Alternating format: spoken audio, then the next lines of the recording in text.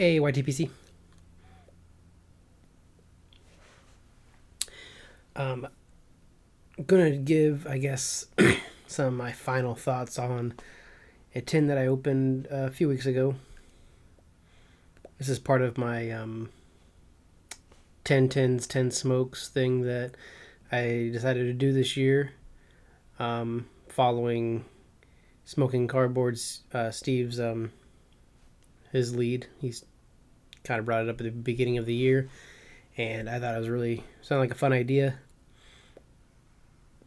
So I picked out 10 tins, or even just 10 tobaccos, to crack open and try for the first time and give them at least 10 solid smokes.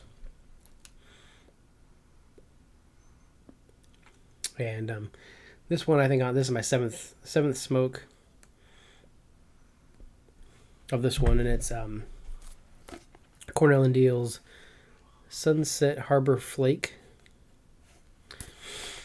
Reason I picked up this tin for the challenges that I've mentioned before, but if you're new to the channel, I went through and picked out 10 tobaccos that were either highly recommended by other people or even people's like favorite tobaccos. One was Elizabethan mixture. That is a favorite of a few people. Father Dempsey is a favorite of a couple people that I've talked to. Byzantium, that's coming up. I haven't smoked that one yet, but that is somebody's favorite.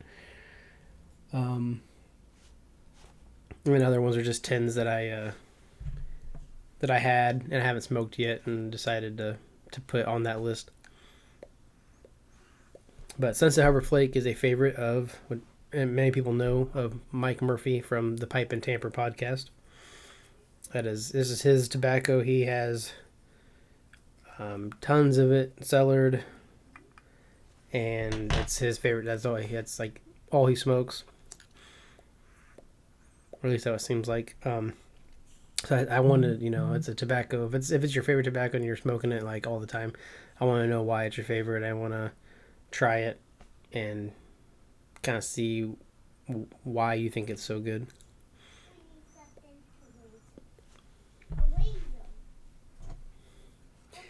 Kids are playing outside the door in their room. So that was one reason why I picked up the Sunset Harbor Flake. It is a Balkan, which I didn't know that. I thought it was more an English style, but it's a Balkan. It smells pretty good. I do like the smell of this one. A little focus maybe.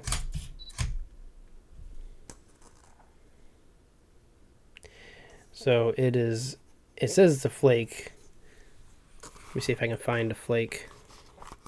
Because honestly, it just falls apart. I mean, some of it was kind of in flake form when I first opened it. But it's almost like it just kind of crumbled. This is definitely, I don't know what you would call it, but it's definitely not a flake. I mean, I haven't touched it. I pulled out some of the flakes, packed my pipe with them, and put the rest in here. And so, I didn't even, I'm trying to look for a flake to see kind of, but there's really no flakes. So that was kind of a weird thing about this tobacco. It says it's a flake, but it's clearly not. And also it kind of just falls apart. So packing a pipe really, I don't know, was kind of not. It makes it easy to pack the pipe, but there's so many small bits of tobacco. Depending on how big my draft hole was, I would get it through my stem, which was kind of annoying. But it's a weird presentation, I think.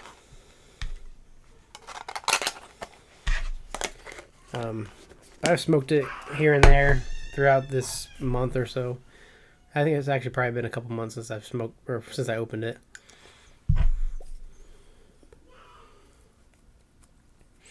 smoking it out of my KSI Dublin. Has some cool rustication on the back. I think I've done a pipe story on this one.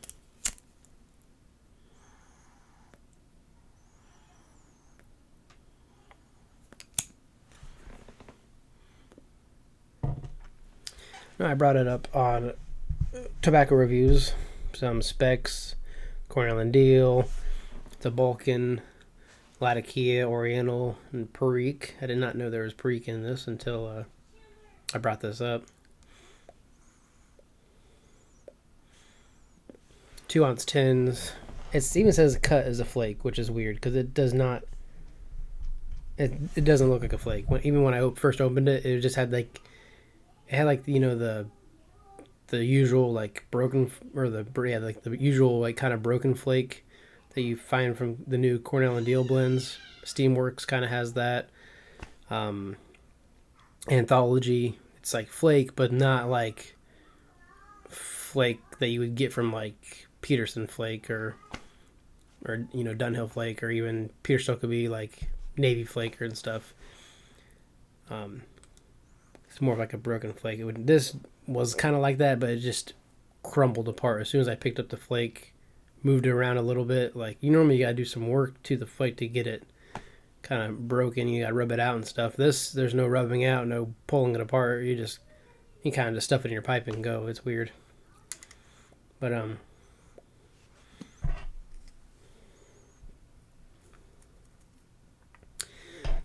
it moisture content was pretty decent. Excuse me.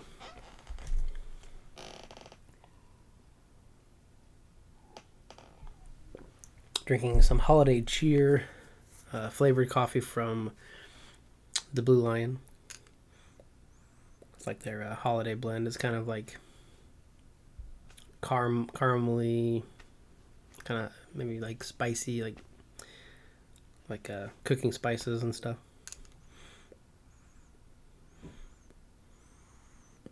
Maybe like a hint of like peppermint, like very very subtle, but I'm kind of getting that a little bit. So, anyways, it's rated out of 4 stars, 3.22, so pretty high rating.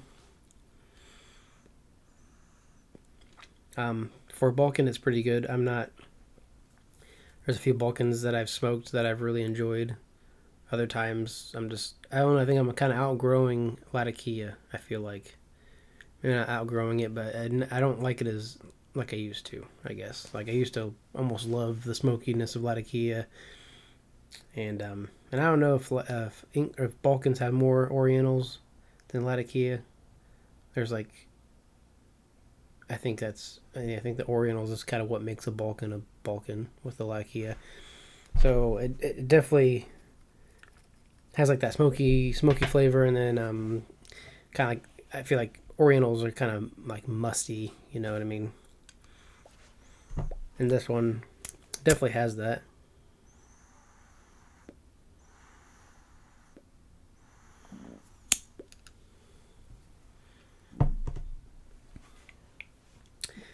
But it's decent. It tastes pretty good.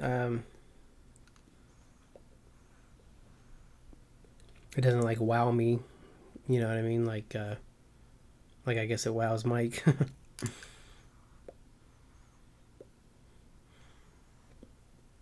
But this is my 7th smoke of this blend. I got 3 more to stay up with my challenge. But what's funny is I've got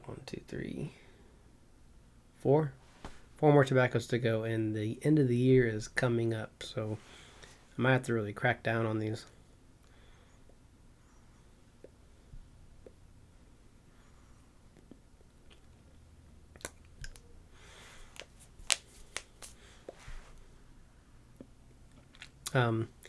Quick few updates, I guess.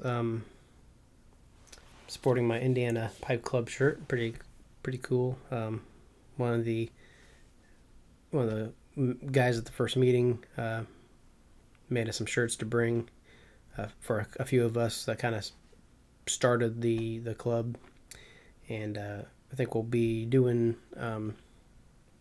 like pre-order shirt orders for the club and stuff. So um, I've been kind of hard at work, like behind the scenes with the club and making, doing newsletters, or trying to start the newsletter thing. I'm trying to do it monthly, so I sent out a November newsletter with updates and stuff on what's going on, kind of on the back end, and updates on the next meeting and stuff. And I'm gonna put a link to that the to the link tree for all the Indiana Pipe Club stuff.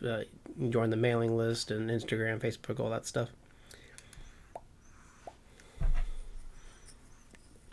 But a lot of exciting things that we were planning. So right now it's just kind of a waiting game on hearing back from other things, like we will be UPCA affiliated hopefully soon, and that'll be exciting for like slow smoke competitions and that sort of thing. The best way to keep up to date on that is the Instagram and really the mailing list. So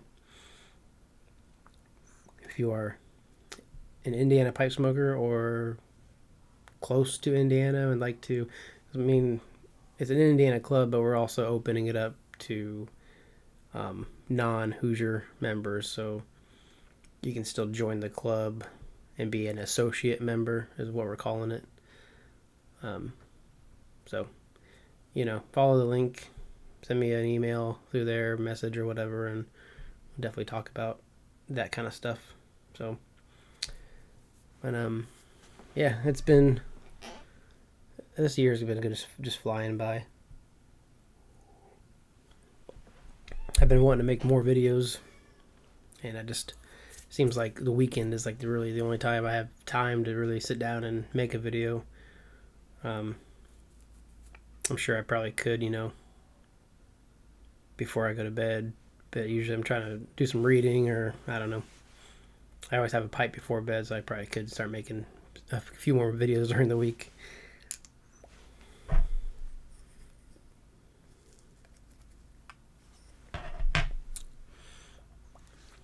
I did finish my book I've been reading, which is nice.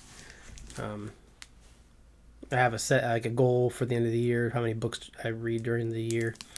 And this one took me a while because I started it before I started my new job. And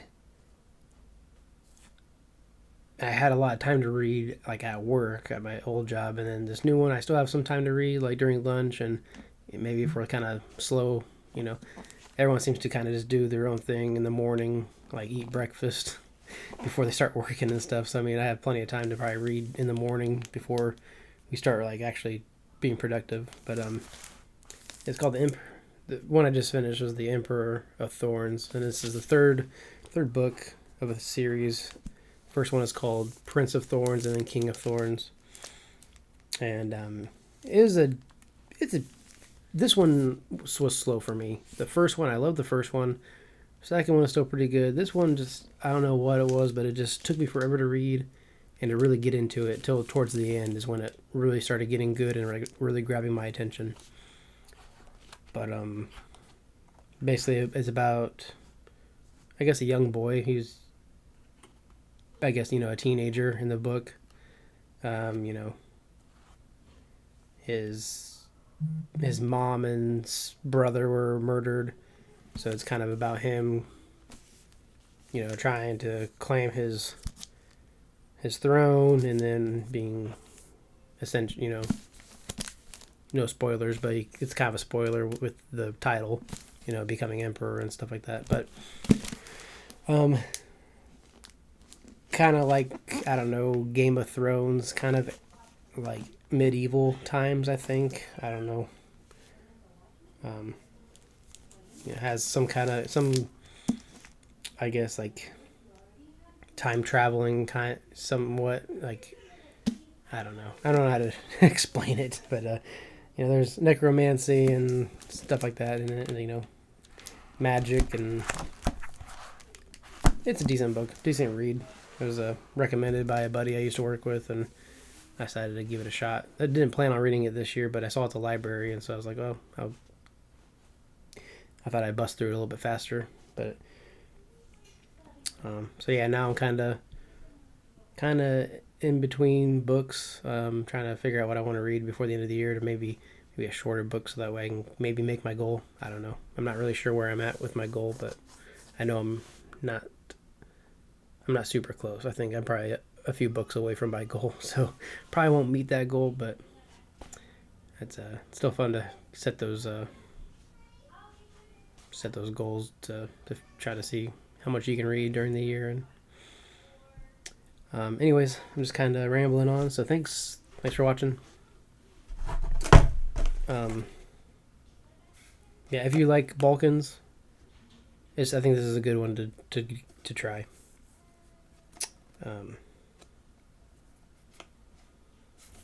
So yeah, that's that on that, I guess. Anyways, thanks for watching. I'll catch you in the next one.